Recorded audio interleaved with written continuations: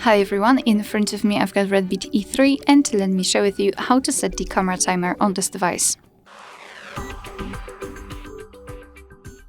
So let's start with opening the camera app. Currently we are in the standard photo mode, so we can take a look at this option bar and tap on this option in the right upper corner, which are the settings.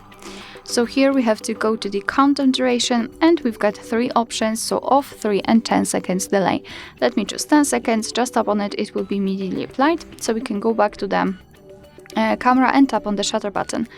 And from now on your device will count down from 10 or 3, depending on which option you've chosen, of course, and after that time it will simply take a photo. Alright, you can turn this option off just by entering the settings again, tapping on the countdown duration and tapping on off. And from now on your device will take photos right after touching the shutter button. Alright, so that will be all. Thank you so much for watching. I hope that this video was helpful, and if it was, please hit the subscribe button and leave the thumbs up.